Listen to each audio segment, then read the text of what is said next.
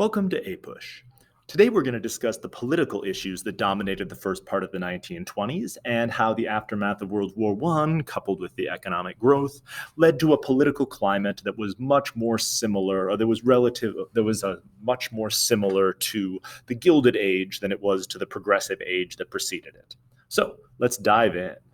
So we're going to look at the political forces that led to party realignment in the 1920s. We're going to assess the similarities and differences between the presidencies of Harding and Coolidge and some Gilded Age presidents like our friends Grover Cleveland, Benjamin Harrison, and Chester A. Arthur. And then we're going to look at how the United States developed with the troubling developments in Europe and Asia, which are already starting to rear their ugly heads in the 1920s. So let's get started. The election of 1920 is often called the return to normalcy.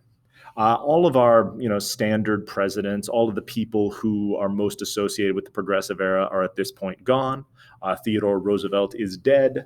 Woodrow Wilson has served his 2 terms and, again, stroked out, had a stroke during the end of his 2nd term, and so is basically gone. Taft is a Supreme Court justice. And so we've got some political newcomers here. For the Republicans, they nominate Warren G. Harding, who is basically the embodiment of an empty suit. He was picked out by the Republican establishment by having one of the Republican Party bosses looking across a room and thinking, that's a presidential-looking man. The Democrats nominate James Cox, who is most noteworthy for his vice presidential choice, a young New Yorker named Franklin Roosevelt, who's far more famous than he is. In general, this is noteworthy because, one, this is the first election where women can vote, and so there was some discussion about what the effect of that would be, and the fact that Harding went around and campaigned by basically promising anyone anything that they wanted if they would vote for him. And so we don't see a consistent platform from either the Democrats or the Republicans, although I guess you could argue that the Democrat was slightly more progressive, as Harding is the pure embodiment of a conservative Republican. So that's exciting. In the end, you get this fun turnout, which, man, looks a lot like 1880. And so the Democrats are swept out of office after 8 years of Woodrow Wilson and progressivism. 76% of the electoral vote goes to the Republicans, who win all of the North and all of the West, and we get our quote-unquote return to normalcy. With this, we get deregulation. So, for example, William Howard Taft, our former progressive president, is now going to again rule that a union can now be broken up by the Sherman Antitrust Act yet again. So, we're back to that. We see significant tax cuts and deregulation. And obviously, we see a massive expansion of business during this time period, which has basically the same effect that we saw in the Gilded Age. As it turns out that, the pocket change that Henry Ford can find in his couch is enough to sway regulators to not look too closely at whether or not he's developing monopolistic or he's participating in monopolistic practices. Deregulation also leads to a massive expansion of banking and a massive expansion of credit, which also helps finance this boom. And with the war over, we can now significantly cut tax rates, which also, as a sort of expansionary fiscal policy, lead to economic growth. Unfortunately, the Harding administration was famously corrupt. Harding himself was not necessarily corrupt, although he did spend most of his time gambling and cheating on his wife. And we know that specifically because we have the love letters that he wrote to his mistress. And I warn you, they are saucy. So look them up if you want, but you have been warned. So most of Harding's administration, again, was corrupt. There was massive amounts of bribery from big business to not enforce regulations. And of course, the most famous of these was the Teapot Dome scandal, which we see depicted here, in which the Secretary of the Interior was caught taking bribes from an oil company to open up federal land to oil drilling. So it feels very sort of credit mobilier-esque. And then Harding has a stroke and dies during the end of or a heart attack and dies, I think. Near the end, in 23, so 3 years into his presidency, Harding has spent most of his time gambling away the White House china and cheating on his wife, and now he's dead. So he, of course, gets enshrined as one of our least effective presidents. And he's replaced by Calvin Coolidge, who basically pledges to keep up all of Harding's policies with the exception of the gambling and the affairs. And so he's going to promise the economic growth of the 1920s is going to continue.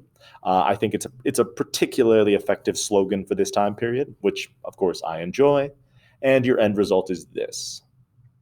The one piece of pushback, of course, and the one outlier is the state of Wisconsin, who votes for a progressive candidate, Bob La Follette, as clearly the progressive wing of both the Republicans and the Democrats are waning. But the fact that he gets 16% of the vote and Coolidge still gets 54% of the vote tells you a little bit about the political leanings of the general American public during this time period. So clearly there are still progressives, but most people are comfortable with the level of economic growth that we've seen during this time. Silent Cal is again most famous for his cozying up to big business, as we see in these awesome political cartoons. I particularly like the one on the right and the left. And he's going to channel Grover Cleveland, who, by vetoing what he sees as unnecessary government spending, including aid to farmers and including, of course, aid to farmers and any sort of regulatory, what he sees as oversight or unnecessary regulatory oversight. So in Silent Cal, again, we see a booming of both banking and business and a significant shrinking of the federal government, rolling back from the massive size and the massive spending that we saw in World War I. As far as foreign policy goes, we're going to, for the most part, embrace isolation. We're going to refuse to join the World Court. We're, of course, not a part of the United Nations. And so the United States is going to try to keep itself apart and aloof, sort of looking back not fondly on our experience of World War I. We're going to try to prevent ourselves from getting dragged into another one of those massive world conflicts. In order to do this, the one way that we do engage with the rest of the world is we push for sort of arms limitations.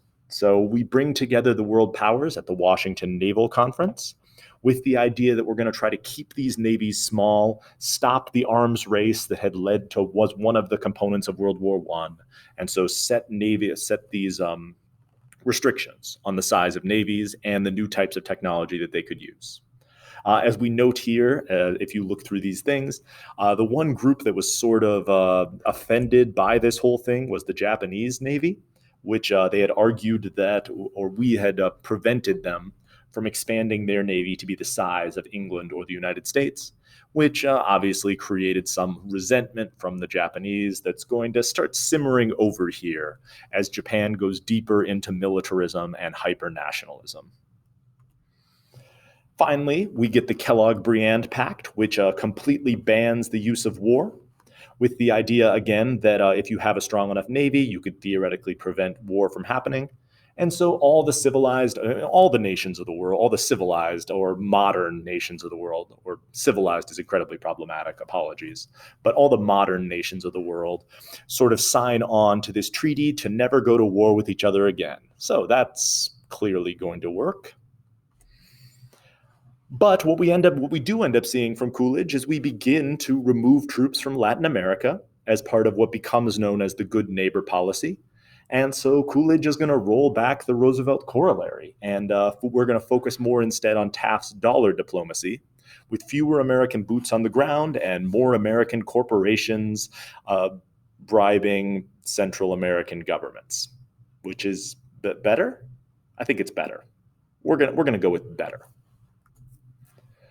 During this time period, of course, there's a substantial amount of economic uncertainty.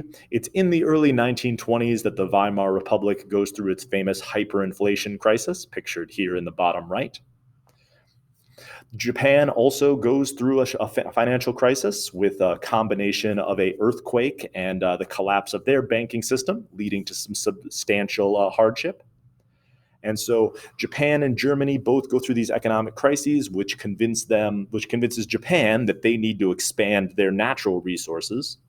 And Germany is propped up by the famous Dawes Plan, which is, I know it's confusing because there was another Dawes Plan with Native Americans, but this Dawes Plan is about loaning money to Germany so they can loan that money to the Allies, who can then pay their debts to us. So we loan money to Germany. Germany pays their reparations to the Allies pay their debts to us, and we profit from all of this. And so all of this represents a massive shift of global wealth from Europe to the United States. as New York now becomes the central banking hub of the world, and London and Paris sort of start to decrease in global significance. At the same time, we see Italy embracing fascism, which is somewhat problematic to us. Japan has now annexed Korea and is eyeing Manchuria sort of greedily. Italy, of course, has, as we mentioned, embraced fascism, and Benito Mussolini has seized power, and Adolf Hitler has attempted his beer hall pushed and is now in jail. But we, thankfully, because of our distance from both Asia and Europe, don't have to worry about these things. And so, although these developments are somewhat troubling to us, don't worry, you're not going to have to think about it ever again, because, of course, we're separate from Europe and Asia, and the things that affect them are not going to affect us. So that brings us back to our objectives. Hopefully you can deal with / write about these in some detail. And when we come back, we'll bring the 20s to an end with that fateful year, 1929.